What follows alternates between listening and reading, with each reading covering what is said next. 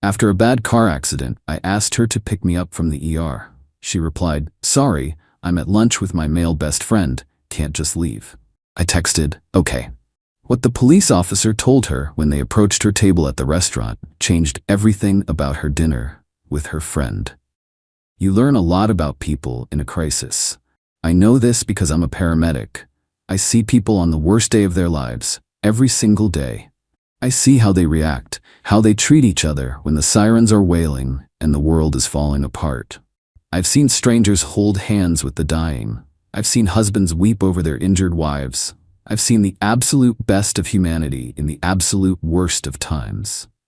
And then there was my girlfriend, Kate, and a car accident that showed me the absolute truth of her character. We had been together for 2 years. We lived in my apartment, a place I'd worked my tail off to afford. On the surface, things were good. She was fun, beautiful, and the life of every party. I was the quiet, stable one. I thought we were a good match. I provided the calm, and she provided the excitement. The only real point of friction was her male best friend, a guy named Julian. Julian was a trust fund kid who worked as a consultant, which seemed to mean he had lunch at expensive restaurants 4 times a week and offered unsolicited advice. Kate and Julian were inseparable. Their bond was, as she always described it, special. They had inside jokes I was never a part of, and their text conversations were constant and secretive. I'm not a jealous guy by nature. My job has taught me to be calm under pressure. But the closeness between them always felt off. It felt like I was the third wheel in their 2-person story. Still, I trusted her. I chose to believe her when she said they were just friends. That trust was violently and permanently shattered last Tuesday. I was on my way home from a long shift. It was raining hard. A kid in a souped-up Civic ran a red light and T-boned me right in the driver's side door. It was a brutal impact. The world was a chaotic mess of screeching metal, shattering glass, and the sickening crunch of my car folding in around me. The next thing I remember is my colleagues, my fellow paramedics, pulling me out of the wreckage. I was strapped to a backboard, my head was pounding, and my left arm was definitely broken. As they were loading me into the ambulance, a police officer I knew, a good cop named Dave, leaned in. "Hey man," he said, his face grim. "Your car is totaled. We're having it towed. We need an emergency contact to notify about the accident and the vehicle's location. Who do you want us to call?" "My girlfriend, Kate," I managed to say through the pain. I gave him her number. The ride to the ER was a blur. They cut my uniform off me, pumped me full of painkillers, and started running tests. X-rays confirmed it. A clean break in my left humerus and a moderate concussion. No internal bleeding, thank God. I was beaten up, bruised from head to toe, but I was going to be okay. After about an hour, a nurse came in. "We've tried calling your emergency contact, Kate, a few times," she said. "No answer. Is there someone else we can call?" My heart sank. No answer? I knew exactly where she was. It was Tuesday. Tuesday was her standing long lunch day with Julian. I pulled out my phone with my good hand. My screen was shattered, but it still worked. I sent her a text. "Hey, I've been in a bad car accident. I'm in the ER at St. Mary's. My arm is broken. Can you come pick me up? Car is totaled." I waited. A few minutes later, the 3 little dots appeared. Then, her reply. It was a message that would change the entire course of my life. "Kate, OMG, that's awful. So sorry to hear that. But I'm actually in the middle of a really important lunch with Julian right now. Can't just leave. Can you get a taxi or something? Let me know how it goes." I read the text once. Then I read it again. I felt a strange, cold clarity wash over me, cutting through the haze of the painkillers. She wasn't just dismissing me. She was prioritizing a social lunch with another man over my genuine, verifiable emergency. I was in the hospital, and she was worried about interrupting her appetizer. The final pillar of our relationship had just crumbled into dust. I thought about the police officer, Dave. I thought about the fact that they still needed to make official contact with her. And a plan began to form. A cold, precise, and beautifully appropriate plan. I took a screenshot of her text message. Then I texted back a single word. "Okay." Then I called Officer Dave. "Hey Dave," I said, my voice steady. "It's Adam Sterling. Thanks for your help at the scene. Listen, I know you guys were trying to reach my emergency contact, Kate. She's not answering her phone, but I know exactly where she is. It's important you make contact with her to complete the report. She's at a restaurant called the Gilded Spoon, downtown. I think it's crucial that an officer speaks to her in person to inform her of the situation." Dave, being a good cop and a good friend, understood immediately. "No problem, Adam," he said, a new edge in his voice. "We'll dispatch a unit right away to make an in-person notification. You just focus on getting better." I hung up the phone. I leaned back against the hospital pillows. Kate was having a very important lunch. I had a feeling it was about to be interrupted. Update 1. The hour I spent waiting in that ER bed was one of the most clarifying of my life. The physical pain was still there, a dull, throbbing ache in my arm and my head, but the emotional pain had been replaced by a kind of icy resolve. The betrayal was so absolute, so profound, that it had short-circuited all my normal feelings of hurt and sadness. All that was left was a quiet, focused anger and a need for decisive action. My friend and colleague Mike, who had been on the ambulance that brought me in, came to check on me. He took one look at my face and knew something was wrong. And it wasn't just the broken arm. "What's up, man?" he asked. "You look like you're about to declare war." I showed him the text from Kate. He read it and his face hardened. "You're kidding me," he said, his voice low. "She chose lunch over this, with that Julian guy?" "She did," I confirmed.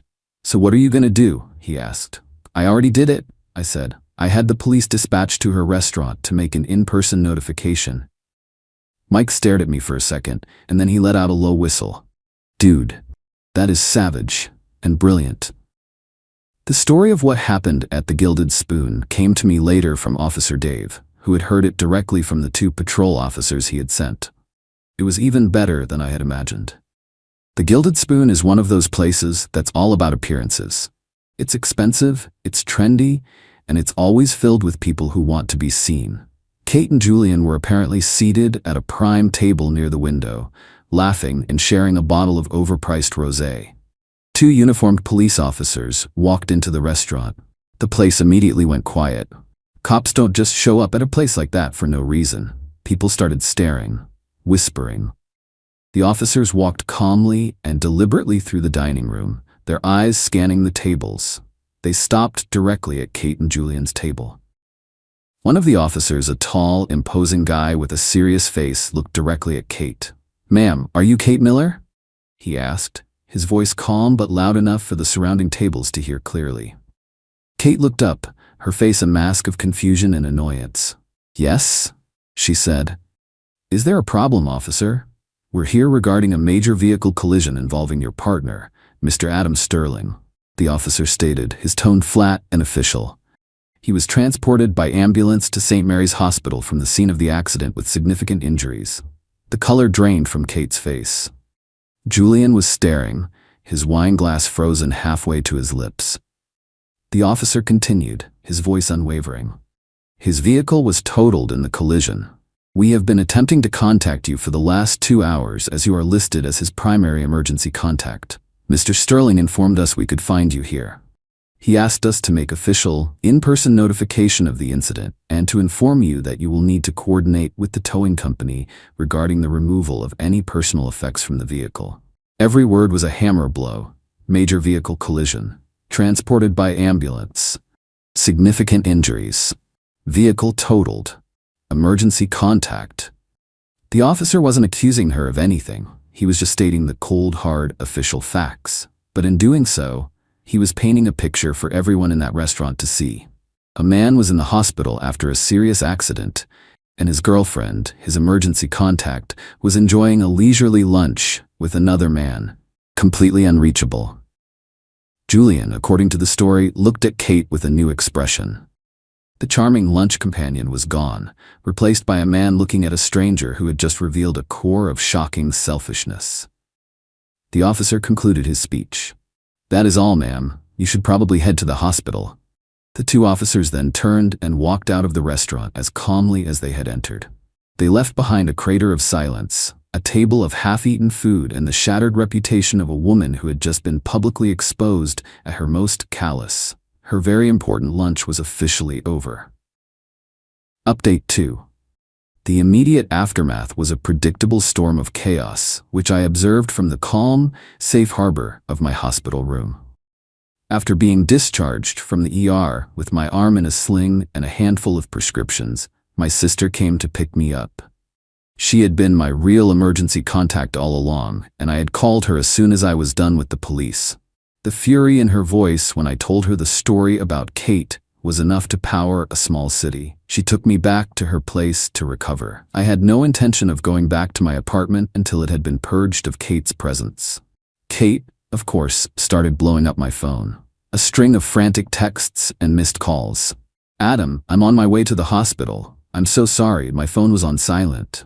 A classic, pathetic lie. "Where are you? They said you were discharged. Why aren't you answering me? I'm freaking out." "This is all your fault. You sent the cops to my lunch to humiliate me." The progression from feigned concern to furious accusation was swift and telling. I didn't reply to any of it. I just blocked her number. The real story of her afternoon came from Julian. He, it turns out, was not interested in being a supporting character in her drama. He sent me a message on social media that evening. It was surprisingly direct. "Hey Adam," it read. "I don't know you well, but I was with Kate at lunch today. I just want you to know that I had no idea about your accident." The second the police left, I paid my half of the bill and got out of there. The way she dismissed something so serious, that's not a person I want to be associated with. I'm sorry for whatever part I played in your relationship issues. I'm done with her. Hope you have a fast recovery. It was a self-serving message, of course, designed to absolve himself of any guilt. But it confirmed my victory. I hadn't just humiliated her. I had exposed her true character to the very person she was trying to impress. She had lost her boyfriend and her best friend in the same afternoon. With my sister's help, I put the rest of my plan into motion. While I rested, she acted as my general. She called a moving company that specialized in content removal for breakups. She met them at my apartment the next day. They packed every single thing Kate owned, every piece of clothing, every shoe, every book, into boxes. They were instructed to leave the boxes neatly stacked in the living room. Then, my sister called a locksmith. The locks were changed. Finally, she sent a formal email to Kate from a new email address. The subject line was "Retrieval of Personal Property." The email read, "Kate, this email is to inform you that your relationship with Adam Sterling has been terminated. As you are not on the lease for his apartment, your residency has also been terminated. All of your personal belongings have been packed. You have a 48-hour window to arrange for their professional removal. You are to contact me, Adam's sister, at this email address to schedule a specific 2-hour time slot. You will be met at the property and allowed entry for the sole purpose of removing your belongings. You will not be permitted to remain in the apartment afterward. If your property is not removed within the 48-hour window, it will be considered abandoned and will be disposed of. Any attempt to contact Adam directly will be considered harassment." It was cold, it was legal, and it was final. She had abandoned me in my moment of need. I was now treating her with the same impersonal, logistical detachment. Final update. It has been 7 months since the accident. My arm has healed, the concussion is a distant memory, and my life is blessedly, wonderfully quiet. Kate, as instructed, coordinated with my sister to retrieve her belongings. The story I got was that she showed up with her father, looking sullen and defeated. She didn't say a word the entire time. She just directed the movers her father had hired, cleared out her boxes, and left the key on the counter. The social fallout for her was, from what I hear, absolute. The story of the police showing up at the Gilded Spoon became a legendary piece of gossip in her social circle. It was a story with no good spin. No one could defend her actions. She was the woman who chose brunch over her boyfriend in the ER. Her attempts to paint me as a manipulative villain failed spectacularly because the core facts were so damning. She lost most of her friends, not because they were loyal to me, but because they were embarrassed to be associated with her. She tried to reach out to me about a month ago. A long, rambling email full of excuses and non-apologies. She said she had panicked. She said she wasn't thinking clearly. She said Julian had put a lot of pressure on her. It was a masterclass in blame shifting. She concluded by saying she missed me and the stable life we had, and that she had learned her lesson. I didn't reply. I just created a new filter in my email to send anything from her address directly to the trash. Her lesson was not my concern. My revenge was not about the police or the public scene. That was just the delivery mechanism. The real revenge was in the quiet, decisive way I excised her from my life. She had treated me as an inconvenience, a background character in her exciting life. So I simply wrote her out of my script. I took the life I had built, the stability she had taken for granted, and I made it mine again, completely and totally. The most satisfying part is the quiet knowledge that I saw the truth and acted on it without hesitation. A relationship is a partnership, and the first rule of a partnership is that you show up when it counts. She didn't just fail the test, she set the test paper on fire and walked away laughing. The look on her face when the police officer approached her table was just the first consequence. The empty apartment, the silent phone, the life she lost, those were the real lessons. She couldn't risk getting sick before her fun trip. In the end, I was the one who was cured. I got rid of the sickness in my life, and that sickness was her.